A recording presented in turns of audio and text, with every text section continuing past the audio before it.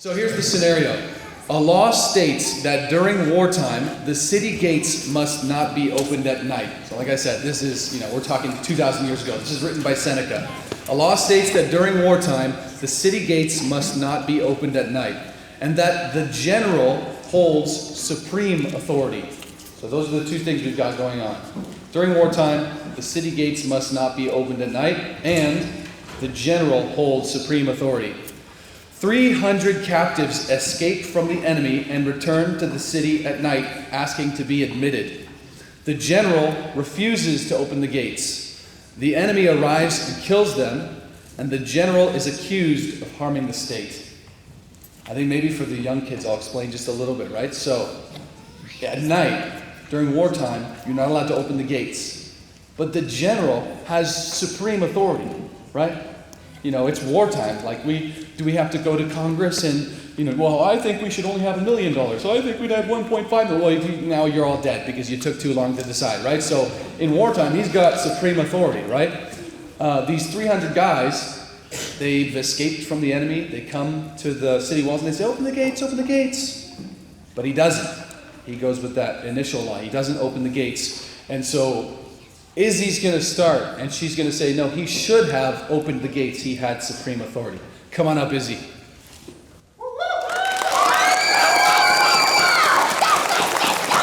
Do clip it.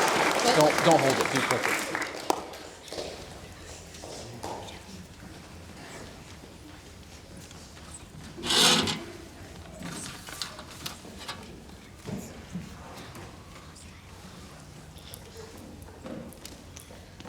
A city depends on its leaders. Leaders represent us, guide us, protect and provide for us.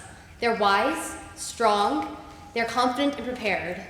They are someone that you look up to, someone you can point to for your children to admire. And they don't only lead the city, they lead the state. They lead the people, us. They protect the people so that future generations can rise up after them. The leaders protect the land so it can thrive.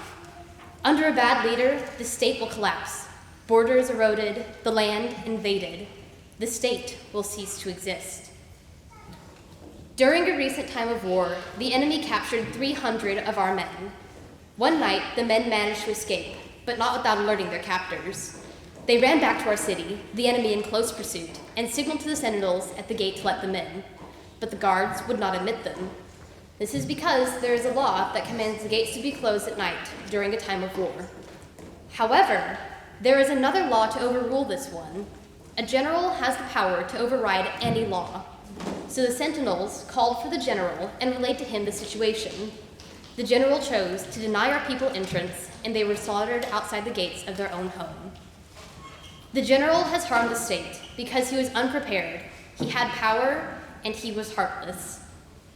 This general is lacking one of the most valued traits one should have in his position, preparedness. He should have had his scouts out. This is war. The scouts would have sent word to the general when they saw that the men had escaped. The general would have prepared for their arrival in advance. The captives should not have even had to alert the sentinels. They should have been ushered in as the counterattack was rushing out. As the circumstances were, he should have had a plan for if these men escaped. He should have had a sub-plan for if they were to escape and be pursued. When he heard from the sentinels, he should have prepared an ambush just inside the city walls in case the people are followed into the city. This general is not taking care of our army.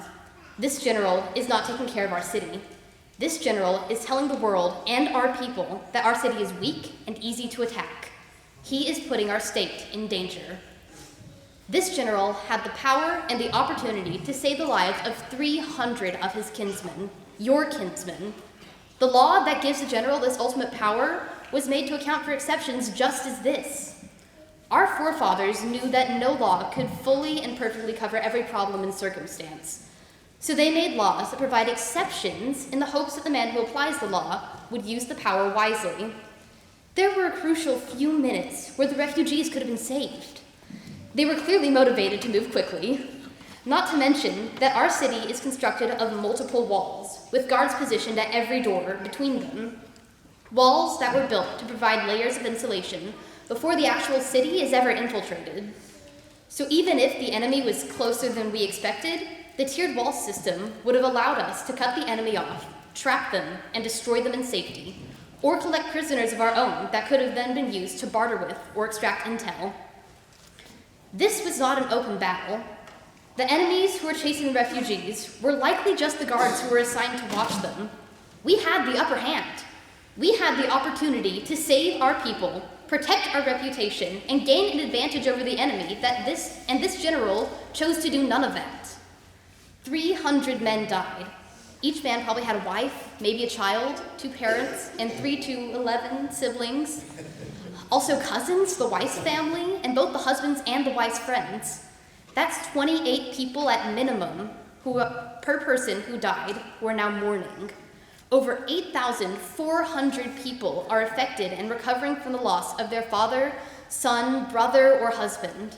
Over 8,400 people whose lives have completely stopped and turned upside down because of one man's poor judgment. This mourning and loss is not felt only in the homes. It is felt for our whole city. Those men had jobs. Now there are 300 empty spaces in our government and economy that need to be filled. There were people who depended on these men at home, at work, and in the community. Some will say that the general had no choice, that opening the gate would have doomed the city by letting the enemy in. But that was not the situation. This was not the enemy laying an organized siege to our city. This was a hasty pursuit chasing prisoners of war. Our people needed help. Our city had walls. Our soldiers had bows. Our defenders had the high ground, and our general had the authority to act. We had every tactical advantage. He was the chief soldier of the city. When he took on this job, he took an oath that bound him to the people. He knew that it meant that he was to guard the people.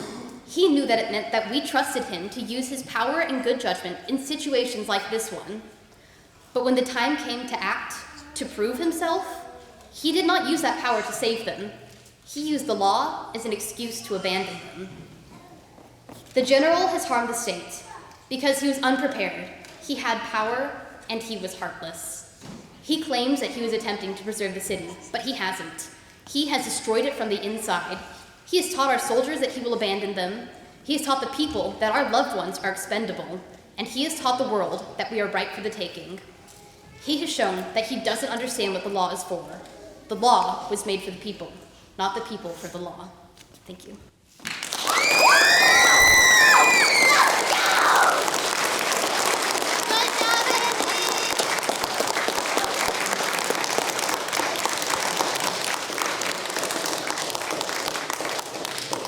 Great job, Izzy. So Eli's going to come up and give us the opposite side. I did want to just clarify one thing. So the scenario that I read earlier, it's like 3 sentences, 4 sentences, very, very few details. Izzy and Eli fill in those details. And, it's not like mock trial where you have weeks to prepare and memorize all the details, right? It's just that those 4 sentences that I read. So if Eli, says different details, there's no insulating walls, there's no inner city walls, then you can't count that as a knock against Eli. They are allowed to play with the scenario a little bit and create their own details.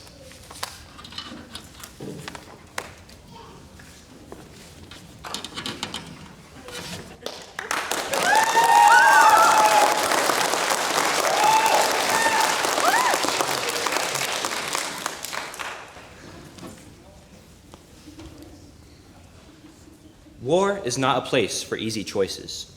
No man is to be trusted with the safety of all who cannot be trusted to obey. So wrote Vegetius, and in those words lies the question that brings us here today. 300 men are dead. A city still stands, and a general who obeyed the law bore the weight of supreme authority and made the most painful decision a commander can make, stands accused of harm. No one in this room denies the tragedy of that night, but we must take care not to conflate misfortune with misconduct. The facts are these. Our city is at war. There are 2 laws in place. The first says that under no circumstances, for no person, should the gate be opened during the night. The second law is that the general holds supreme authority. He can make decisions that no other can make. On the night in question, 300 men appeared at the gates, claiming to be escaped captives. They were desperate. They begged to be let in. The general, bound by law and the weight of his office, refused. The enemy arrived, the men were killed. And now this general stands before you, charged with having harmed the very state he swore to protect. Some believe the general did the right thing, but some believe this general brought ruin upon the state. This general made the right choice for 3 reasons: the law, the trap, and the consequences. The first reason the general made the right choice is the law. Military law is written without footnotes. The gate law does not say remain closed unless the circumstances seem to warrant otherwise. This is because the men who wrote it understand that in wartime, every reason to open the gate feels like a good reason. The law exists for exactly those moments. This general did not invent it, he upheld it at enormous cost, when every instinct screamed otherwise. That is not a weakness, that is precisely what the law demands. And consider this, the same set of laws that closed the gate also gave this general supreme authority. Not so that he could act without restraint, but precisely because he could be trusted not to act without restraint. Just because someone has authority doesn't mean they can blatantly disregard the laws many wise people have made before him. The city placed its survival in this man's hands because it believed he was worthy of the law, not above it. To stand here and say his judgment was wrong is to say the law that empowered him was wrong. If that is what my opponents believe, then it is the law they should be prosecuting, not the man who followed it. The second reason that this general made the right decision is the trap. Consider what the general actually faced that night. 300 figures at a wall, darkness, a war, an enemy active enough in the field to arrive and kill 300 men in the time it takes to have this argument. And these figures were asking him to open the gate immediately. The Trojan horse did not announce itself as a weapon. If the general had opened that gate, if the enemy had entered with those men or behind them in the darkness, then yes, we would not be mourning 300 dead. We would be mourning a city. The 300 might have died anyway, cut down in the very streets they thought they were coming home to, having carried the enemy through the very gate they begged to enter. The general's refusal did not guarantee their deaths. The enemy guaranteed their deaths. His compliance could have guaranteed something far worse. Sometimes war offers no good options. Sometimes it gives you a terrible option and an even worse option. Now, someone, of course, has to choose, and that is why we have a general. 300 lives against a city is not a choice any human should have to make. But in this instance, someone did. The general did. And because of his choice, our city still stands.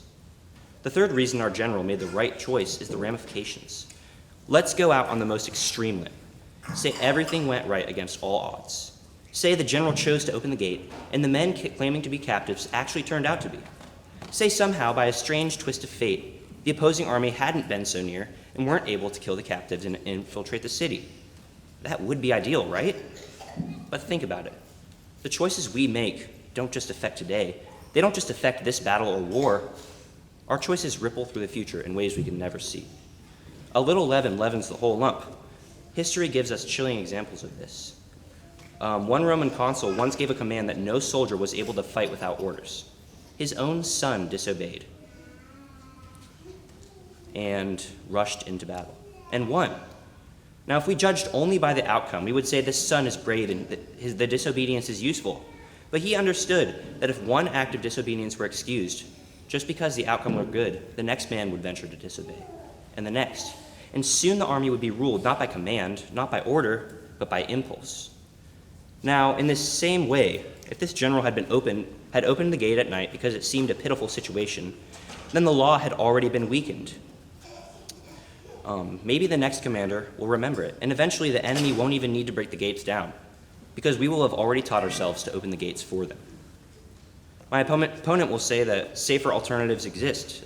A smaller entrance, question the men first, post extra guards, and I understand why that sounds reasonable sitting here in the light with time to think, but a smaller entrance means 2 openings instead of 1. Questioning the men takes time, and the enemy was close enough to kill 300 people almost immediately. Extra guards can be overwhelmed. Guards can be deceived. Guards are not a wall. The law provides no framework for improvised exceptions. And holding this general responsible for not inventing solutions the law never contemplated holds him to a standard that simply does not exist. He was not handed a rulebook with a chapter called What to Do When It Feels Too Harsh. He was handed a law, and he followed it. You might think he was hiding behind that law, but he was not hiding. He was standing in front of it. So the city behind him did not have to. Judges, think about the general. What it costs a man to hold that gate closed, to hear those voices at night, and to hold anyway. He will carry that night for the rest of his life.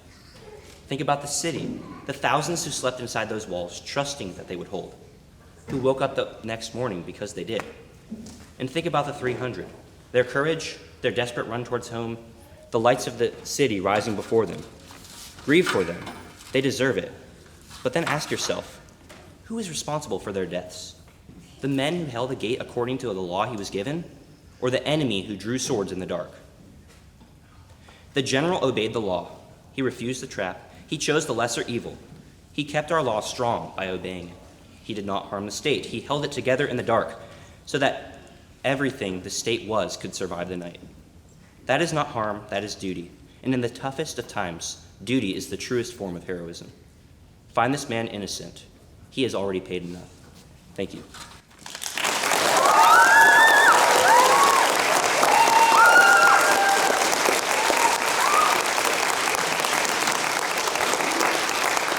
Thanks everybody for coming. We've got it all recorded, so I'm going to be able to watch again and deliberate. So we're going to deliberate and decide the winner in the future. But if you do have strong opinions, if you have very strong opinions, let me know. Mr. Spearing and Mrs. Bickford both have very strong opinions. Thanks everybody for coming.